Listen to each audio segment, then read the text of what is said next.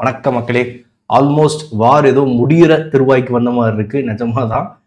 Donald Trump வந்து almost deal settle ஆகுது, இறுதிக்கட்ட பேச்சுவார்த்தை நடந்துகிட்டு இருக்கு அப்படிங்கிறாரு. அது போற வந்து ரூபியோ ட்ரம்ப் சைட்லேருந்து அவர் தான் அப்பப்போ பேசிக்கிட்டு இருப்பாரு. அவர் என்னங்கிறாங்க, ஃபியூ ஹவர்ஸ்ல வந்து ஒரு நல்ல செய்தி உலகுக்கு வரப்போகுது அப்படிங்கிறாங்க. இப்போ மார்க்கெட் நாளைக்கு அப்போ ஒரு பெரிய கேப் அப் வர்றதுக்கான வாய்ப்பு இருக்கு. இந்த வார் அப்படிங்கிறத முடிஞ்சுட்டா ரேஞ்சுங்கிறத நம்ம பார்க்கலாம். ஃபர்ஸ்ட் நியூஸ் என்னங்கிறத பார்த்துருவோம். இது ஆல்ரெடி வந்து டொனால்ட் ட்ரம்ப் வந்து அவரோட ட்ரூத் சோஷியல் மீடியாவில் வந்து போஸ்ட் பண்ணியிருந்தது. அந்த oval office at the white house அப்படிங்கிற ஸ்டார்ட் ஆகுது. அண்ட் வந்து நிறைய தலைவர்கள் மிடில் ஈஸ்டில் இருக்கிற கண்ட்ரிஸோட மன்னர்கள் அப்புறம் இதெல்லாம் ஃபுல்லாக குறிப்பிட்டு வந்து அண்ட் வந்து இந்த வாருங்கிறது டீலுங்கிறது பார்த்துட்டு தெரியுது. த ஃபைனல் ஆஸ்பெக்ட்ஸ் அண்ட் வந்து detail of the deal currently being discussed அப்படிங்கிற மாதிரி போட்டு ஓரளவுக்கு இது முடிகிற மாதிரி வந்துருச்சு அப்படிங்கிறாங்க. ஆனால் என்ன அப்படின்னா இவங்களோட டெலிகேட்ஸ், அதாவது இவரை பார்த்துருக்கீங்கன்னா தெரியும், இவர் வந்து அப்பப்போ ட்ரம்ப்புக்கு வந்து அது இதுன்னு பேசிக்கிட்டு இருப்பாரு. ரூபியோஸ் பிக் அப்டேட் அப்படின்னு கொஞ்ச நாளுக்கு இவர் என்ன சொன்னார் அப்படின்னா, கொஞ்சம் நேரங்கள்ல சில மணி நேரங்கள், ஆனால் அது சொல்லியே கிட்டத்தட்ட 2 மணி நேரம் ஆச்சுன்னு நினைக்கிறப்ப வார் வந்து முடியறதுக்கான இது இருக்கு. அதாவது ஸ்ட்ரைட் ஆஃப் ஹார்மஸ் வந்து முழுக்க முழுக்க ஃப்ரீயாக ஓப்பன் பண்ணுறது, ஈரான் வந்து அதுக்கப்புறம் எதுவும் கலெக்ஷன் பண்ண மாட்டோம் நாங்கள் வந்து காசு எதுவும், அப்புறம் வந்து இந்த அவங்களுக்கு எது சான்சன்ஸ் எடுக்கிறது, இந்த மாதிரி நிறையா போய்கிட்டு இருக்கு. சரிங்களா, டீல் வந்து செட்டில் ஆகிறது அப்படிங்கிறனா 2 விஷயம் என்ன அப்படின்னா, ஈரான் வந்து இதுக்கு முழுமையாக ஒத்துக்கிறாங்களா? ஏன்னா ஈரானியன் மீடியா உன்னி அந்த மாதிரிலாம் நடக்கல. ஸ்ட்ரைட் ஆஃப் ஹார்மஸ் வந்து ஃபுல்லாக வந்து ஓப்பன் பண்ண மாட்டோம், அதுக்கப்புறம் வந்து நாங்கள் நியூக்ளியரை வந்து உங்ககிட்ட தர மாட்டோம், அந்த மாதிரியான முக்கியமான கோரிக்கைகள் இருக்குங்களா ஈரான் தரப்புல இருந்து, அது ஏற்றுக்கொள்ளப்பட்டதா உனக்கு தெரியல. இவர் ஃபைனல் முடிஞ்சிருச்சு அப்படி இப்படிங்கிறாரு, அது ஓகே. ஆனால் இது நடந்துச்சுன்னா கண்டிப்பாக நாளைக்கு கேப் அப்புங்கிறது கேரண்டி. சரிங்களா, வார் நின்று போச்சுன்னா நம்ம ரேஞ்சுங்கிறத பார்த்துருவோம். அப்படியே இது நடந்துட்டா கண்டிப்பாக கேப் அப் தான். அண்ட் ரேஞ்ச் எடுத்துக்கலாம், தெரியுதா? ஓகே, ஸ்க்ரீன் ஒரே நிமிஷம். ஸ்க்ரீன் ஓகே, ஸ்க்ரீன் வந்துருச்சு. நான் ரேஞ்ச் மார்க் பண்ணியிருக்க பாருங்க. மினிமம் இந்த ஒரு எப்பவுமே ஒரு நியூஸ் வந்துச்சுன்னா ப்ரீவியஸ் நியூஸ்ல என்ன ஆச்சுன்னு பார்க்கலாம். இதே மாதிரி தான் வார் கொஞ்சம் 3% கேப் அப் தெரியுதுங்களா, ஆல்மோஸ்ட் 3% கேப் அப் இந்த வார் நியூஸ்ல. அங்கங்க இதெல்லாம் நியூஸ்ல தான் இறங்கிச்சு போச்சு. மினிமம் எவ்வளோ கேப் அப் கேப் டவுன் ஆகுதுன்னா 2.5%. இங்க ஒரு பெரிய கேப் 2%. வேற இந்த கேப்ல பார்த்துட்டீங்கன்னா இதெல்லாம் பெரிய கேப்பு 2.5%. அப்போ என்னன்னா, அப்போ பெரிய ஒரு கேப் வருது அப்படின்னா 2-3% ரேஞ்சுங்கிறது நம்ம அப்ப முடிவு பண்ணிக்கணும். வாருங்கிறது நின்று நாளைக்கு நின்று போச்சு, அவ்வளவுதான், செட்டில்டு, கை குலுக்கி சமாதானம் ஆயிட்டாங்க அப்படின்னா கண்டிப்பா 2-3% கேப்பா அப்படிங்கிற கருத்துக்கு மினிமம் நமக்கு அப்போ 24 கேப் வந்துச்சு அப்படின்னா மினிமம் 24 மேல 2-3% பழைய கேப்ஸ்ல காட்டணும் இல்லைங்களா, அதெல்லாம் 2.5%, 2-3 அப்படின்றது இல்லைங்களா. அப்போ அந்த ரேஞ்சே வச்சுட்டோம்னா நமக்கு 2-2.5%, 3%னா கிட்டத்தட்ட எங்க வந்துருதுன்னா அது 24,390-400 அந்த ரேஞ்ச் வரை வந்துருது.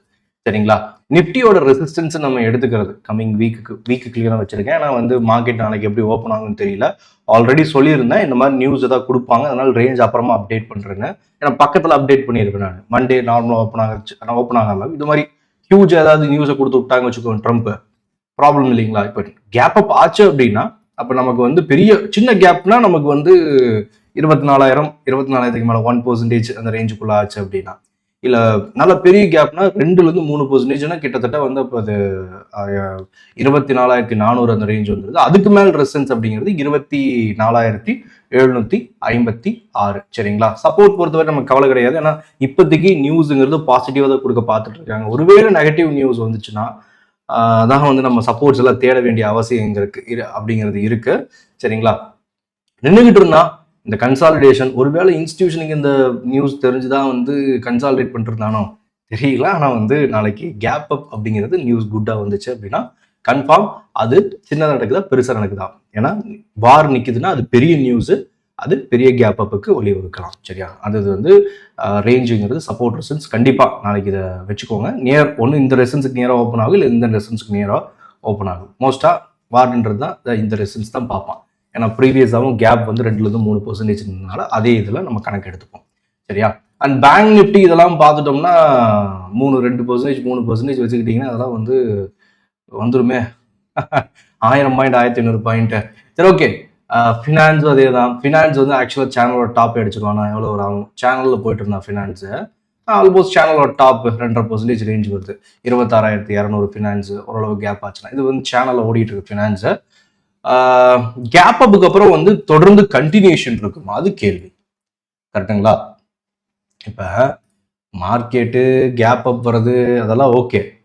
கேப் அப் வந்ததுக்கப்புறம் தொடர்ந்து கண்டினியூ ஆகுமானா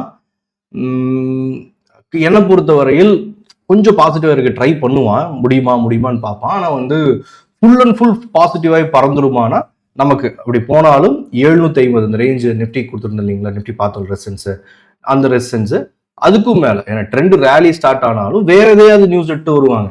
நம்ம எக்கனாமினா இவங்க வந்து இத்தனை நாள் 2 மாதம் 68 நாளும் நம்ம இந்த வாரம் நடந்துட்டு இருக்கு. இத்தனை நாள் டேமேஜ் பண்ணதுக்கு வந்து அடுத்த நாளே இப்போ வந்து இந்தியாவுக்கு வந்து இப்போ ட்ரம்ப் வந்து நின்று போச்சு அப்படின்னு சொன்னா அடுத்த செகண்டே நாளைக்கு வந்து நம்ம ஹார்பர்ஸ்ல க்ரூட் ஆயில் கப்பல்லாம் வந்து நின்றாது. அது கிளம்பி வந்து ரிஃபைன் பண்ணி நம்ம பெட்ரோல் டீசல் விலையில இறங்கி எத்தனை எவ்வளோ இருக்கு. அது கூட வந்து இது யுஎஸ் ஆயில் பாருங்க, அதாவது க்ரூட் ஆயில், அதையும் ஒரு கிளான்ஸ் பார்த்துடலாம். அது வந்து பார்த்துட்டோம்னா 96 தான் செட்டில் ஆயிருந்தா, கீழே உடச்சுதான் செட்டில் ஆயிருந்தா. கேப் டவுன் அப்படிங்கும்போது நமக்கு வந்து திரும்ப 80 84 இந்த ரேஞ்ச் வந்து செட்டில் ஆக பார்ப்பான். சரிங்களா? அதையும் உடச்சிட்டானா 60 65 இது வந்து பழைய ரேஞ்ச் 60 65. அப்போ இல்லைன்னா 80 85. சரிங்களா? இந்த 20 இது சப்போர்ட்டு, இது உடச்சிருச்சுன்னா அடுத்த சப்போர்ட்டாக இருக்கும் இந்த ரேஞ்சு அப்படிங்கிறது க்ரூடுக்கு. இப்போ இது வந்து செட்டில் ஆகணும். நமக்கு வந்து திரும்ப வந்து ஏற்கனவே அங்கே இன்ஃப்ராஸ்ட்ரக்சர் டேமேஜில் இருக்கு, அதெல்லாம் சரி பண்ணிட்டாங்களா. ஏன்னா குவைத்தில் வந்து ஒரு எல்பிஜி இதை வந்து அடிச்சிருந்தாங்க, சரி பண்ணுறதுக்கே 3 வருஷம் ஆகும் அப்படின்ட்டு இருந்தாங்க. ட்ரோன் அட்டாக் ஒன்று விட்டுருந்தது, அது வந்து ஒரு 20 நாள் இருக்கும், 20-25 நாளைக்கு முன்னாடி. சரியா? அதெல்லாம் வந்து டேமேஜ் எல்லாம் உடனே சரி பண்றது கிடையாது. சரிங்களா? அப்போ வந்து இந்த வார் செட்டில் ஆயிட்டாலும் அந்த ஹீட்டு அடங்குறதுக்கு வெப்பம் தணிஞ்சிட்டாலும், இப்போ காலையிலேருந்து அக்னி வெயில் அடிக்குது, நமக்கு அடிச்சு முடிஞ்சிட்டாலும் நைட்டு உஷ்ணமா இருக்கும் பார்த்துருக்கீங்களா. அந்த ஹீட்டு போகிறதுக்கு கொஞ்சம் டைம் ஆகும்.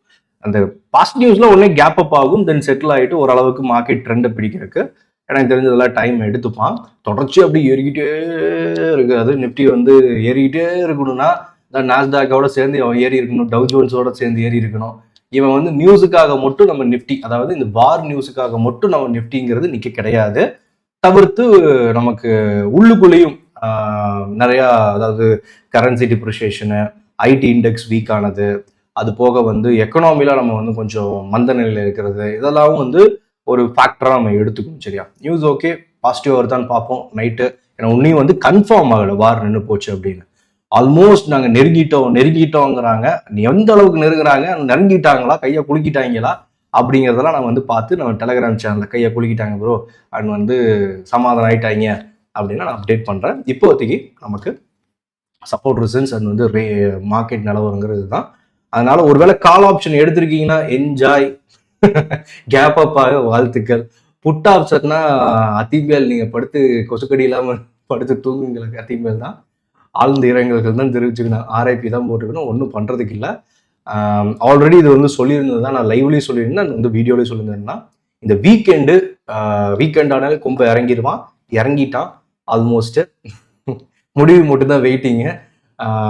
மார்க்கெட் வந்து காலையில் கிஃப்ட் நிஃப்டி பார்த்துக்கோங்க. கிஃப்ட் நிஃப்டி நமக்கு கிளீனாக எந்த அளவுக்கு மார்க்கெட் வந்து ஓப்பன் ஆகலாம் அப்படிங்கிறத காலையில் ஒரு 6-6:30க்கெல்லாம் காட்டிடும். சரிங்களா? மேபி பொசிஷன் எடுத்தவங்க காலையில் 6:30க்கு கிஃப்ட் நிஃப்டி அப்படின்னு போட்டு எடுத்து வச்சு பாருங்க. அண்ட் அடுத்த வீடியோவில் பார்க்கலாம். ஏதாவது அப்டேட் இருந்தால் கண்டிப்பாக ஒன்று வீடியோ போடுறேன், இல்லைன்னா வந்து டெலகிராமில் அப்டேட் பண்ணுறேன். அண்ட் வந்து பார்க்கலாம்.